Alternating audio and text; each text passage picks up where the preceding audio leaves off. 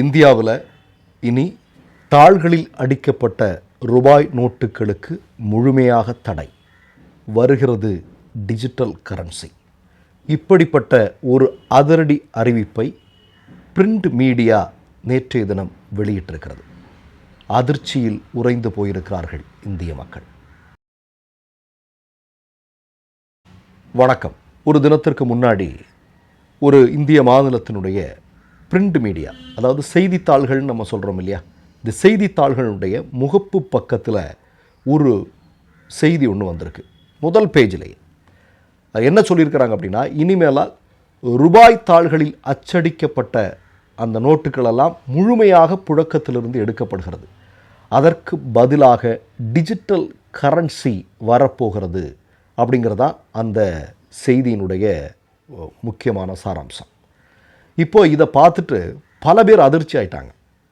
ஒரு வயதான தாய் என்கிட்ட மொபைல் இல்லையே, நான் இனி என்ன பண்ணுவேன், எனக்கு ஒரு மொபைல் வாங்கி கொடு அப்படின்னு அவங்க வீட்டுக்காரங்கிட்டையும் தன்னுடைய மகனுக்கும் உடனடியாக கேட்டிருக்கிறாங்க.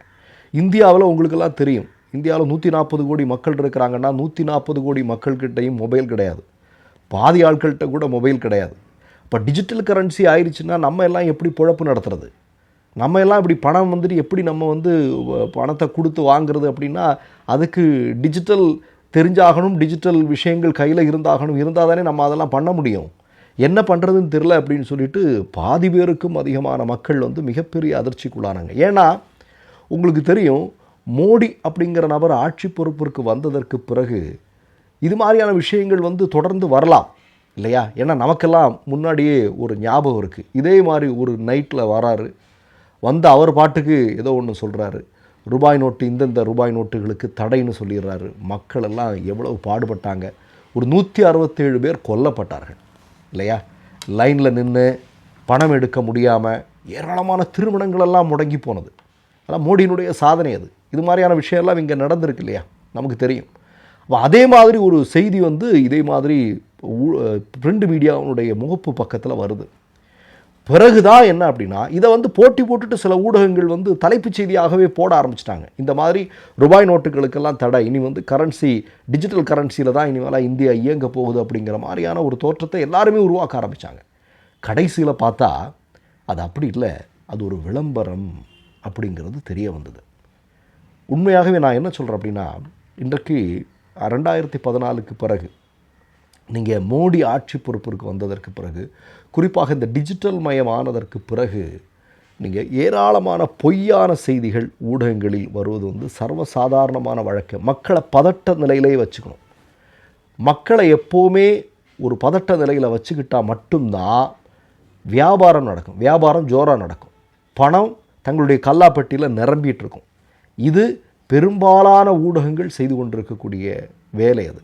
அதில் மோடி ஆட்சி பொறுப்பிற்கு வந்ததற்கு பிறகு இந்த பதட்டமான செய்திகள், பதட்டமான சூழலை உருவாக்குவதில் இந்த மீடியாக்களுக்கு ஒரு மிகப்பெரிய பங்கு உண்டு என்பதை நாம் மறுக்கவே முடியாது. அப்போ அந்த அளவிற்கு மிக மோசமான ஒரு சூழலை நோக்கி இன்றைக்கி போயிட்டுருக்குறோன்னு வைங்களேன். இப்போ உங்களுக்கெல்லாம் செய்தித்தாள் பார்த்திங்கன்னா, முன்னாடியெல்லாம் ஒரு கட்டத்திலலாம் ஃப்ரண்ட் பேஜில், முதல் பேஜில் அப்படி முழுக்க விளம்பரம் அப்படிங்கிறதுக்கெல்லாம் யாருமே அனுமதிக்கிறதில்ல. ஆனால் 2014க்கு பிறகு சங்கிகள் மிகப்பெரிய அளவில் இந்தியாவில் ஆட்சி அதிகாரத்திற்கு வந்ததுக்கு பிறகு பார்த்திங்கன்னா, இந்த ஃப்ரண்ட் பேஜில் விளம்பரம் அப்படிங்கிறது சர்வசாதாரணமாக வர ஆரம்பிச்சிருக்கு.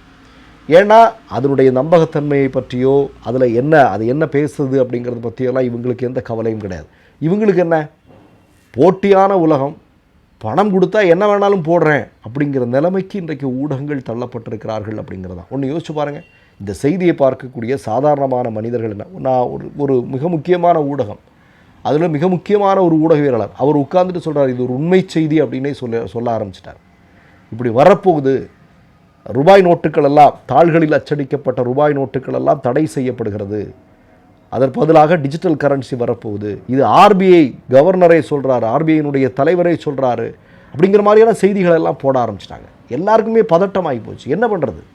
ஏன்னா உங்களுக்கு தெரியும், இந்தியாவில் இருக்கக்கூடிய நடுத்தர வர்க்கத்தை சார்ந்த ஏழை மக்கள் எல்லாமே ஏதோ கொஞ்சம் சேமித்து வைக்கிறது. ரூபாய்களை அங்கிட்டு கொடுத்து வச்சுருக்கிறது, இங்கிட்டு கொடுத்து வச்சுருக்கிறது, கல்லாப்பெட்டிகளை போட்டு வச்சுருக்கிறது, டப்பாக்குள்ளே போட்டு வச்சுருக்கிறதுன்னு இப்படி ஒரு சேவிங்ஸ் அவங்க கையில் இருக்கும். திடீர்னு இந்த மாதிரியெல்லாம் பேசும்போது அவங்களுக்கு எப்படி இருக்கும்? அதுக்கு தான் ஆரம்பத்தில் நான் சொன்னேன், மோடி இந்த மாதிரியான ஒரு விஷயத்தை பண்ணியிருக்கிறார். பண்ணி என்ன பண்ணார்? இது மாதிரியெல்லாம் நான் பண்ண போகிறேன், இதில் ஏதாவது பிரச்சனை வந்தால் என்ன நீங்கள் என்ன வேணாலும் பண்ணீங்க, நான் அப்படி இப்படின்லாம் வீரவசனம்லாம் பேசி நமக்கு அது கண்கூடாக நம்ம பார்த்துருக்குறோம். அப்போ அப்படிப்பட்ட இடத்துல இப்படிமான செய்திகள் இப்போ வர்றது அப்படிங்கிறது ஒரு மேலும் மேலும் இந்திய சமூகத்தில் ஒரு பதட்டத்தை உருவாக்கக்கூடிய விஷயமாக இருக்கிறது. அப்போ இதையெல்லாம் சரி செய்ய வேண்டிய பொறுப்பு யார் கையில் இருக்குது? நீ என்ன வேணாலும் போடுவியா?